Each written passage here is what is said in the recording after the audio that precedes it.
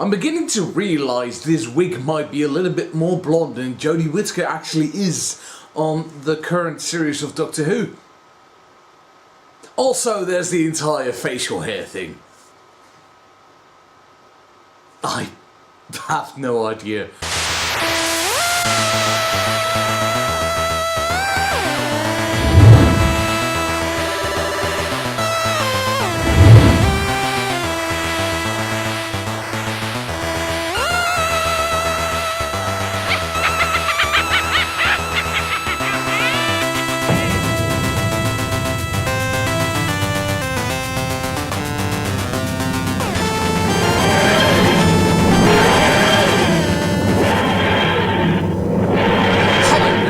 To Doctor Who Exactly, which is a video log thing I do on the YouTube, which I try to film at least, in a timely fashion, but sometimes you have to spend your entire Saturday with friends and you end up, making a thing way too late. It's like 11 PM in the evening. Oh my god, that's so sad.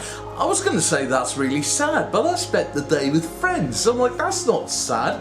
Me talking to a camera at 11 PM at night might be a little bit sad after I just watched Doctor Who again. Anyway, Doctor Who's pretty bloody well brilliant, isn't it?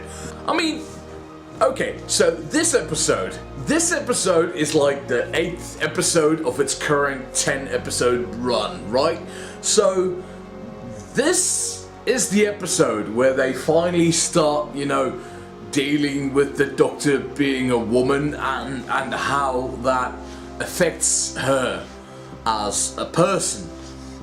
Because before this, none of the stories, at least I don't think any of them really addressed the Doctor being a woman being a detriment to, the general gallivanting about and running about solving mysteries in time and space and finding aliens and, trying to save the Earth and all of reality itself, etc, blah blah blah. So here comes episode 8, The Witchfinders, and this is like, I'm happy they waited this long to address it, because I feel like if they've done this episode maybe the 3rd episode in or the 4th episode in, it would have been, people might have, I don't want to say taken offense, but they would have hit a certain a mental barrier earlier on, going like, oh, is this gonna be it? Is this gonna be the joke? Or the punchline, or the go-to answer? Is everything just going to be like, I remember when I was a bloke? No. So I'm happy they waited until the 8th episode to address that. There might be time periods in which the Doctor is not really that, easily believed as a female. I hate that term. Most people who use the word female to refer to women are weirdos. Bloody weirdos. So, The Witchfinders is the title about the TARDIS team, which is not something I expected. And on the whole, I quite again like this episode. This series has had a weird track record where it was like everything done by the showrunner itself is just okay and passable, and somebody on this that left me a comment recently told me to call those episodes what they were: shit. His words, not mine. I'm like, okay, fine, you can think those episodes are shit. I just think they're very bland and forgettable, most of them.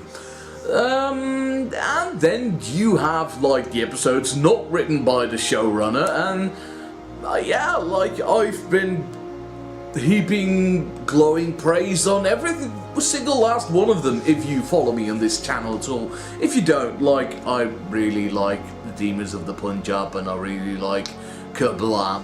Anyway, The Witchfinders is one of those episodes that's the real monsters are human beings, except in this case, no, the real monsters are the monsters as well, and human beings. And Alan Cumming is in it, and everybody knows Alan Cumming from, X-Men 2, X-Men United. He played Nightcrawler. Plus, Plus, he did a lot of other acting, I'm fairly sure. I mean, he has an IMDb profile page, and he must have done something in the past. And historians have had like this debacle, this question, like King James might have been gay. And Doctor Who had decided to take this quasi-nebulous state of being of King James and cast Alan Cumming in the role and just, you know, told them to camp it up all the way to 11. He's just so ruddy well camp. I love Alan Cumming in this, but subtle is not one of those things he is in this episode. He is literally just, you know, there to chew scenery and be a large pork product. He's a ham, and I loved every minute of it. I quite liked the antagonist, Miss Savage, and I quite felt bad for her as well, because they managed to at least, you know, show you that people may do bad things for what they perceive to be good reasons. And yeah, the Mud Witch people were alright. I mean, they were not really impressive, but they were alright enough, at least for me.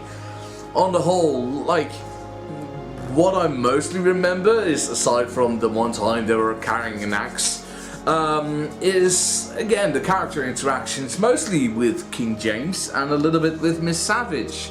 Like King James when he tries to interrogate the Doctor, and that actually gave him a good one-liner, or at least a good line, where he says, like, she says to him, "You hide behind your title," and he says that very same thing back to her, like, well, like, you hide behind the title of the Doctor.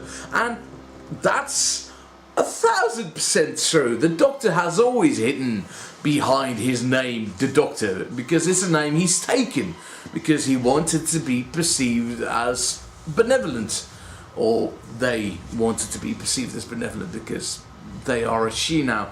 So, that's, and, you know, Miss Savage's entire, like, I did what I thought I had to do, and I won't say it was heartbreaking, but it didn't make me feel bad enough for her. So on the whole, like, I quite like the little side bits all the characters had to do this time around, because sometimes I feel like one of the characters, one of the tertiary TARDIS team, they get left behind a little bit, but in this case, Ryan had the entire flirtation with King James.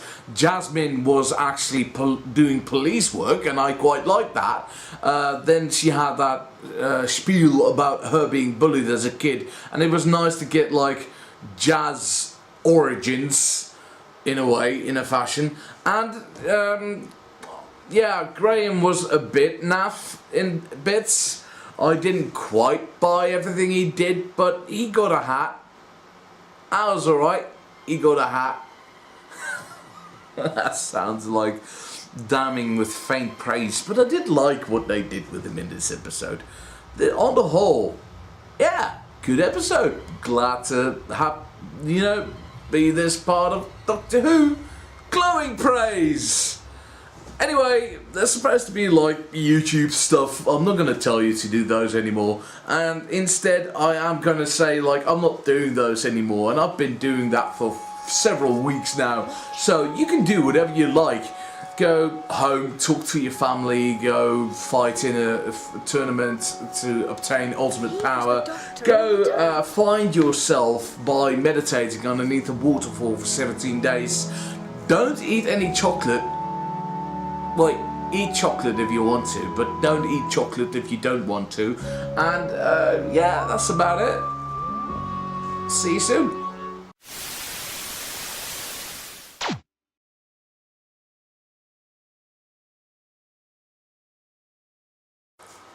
I still kind of missed this week though. I mean, as a rug.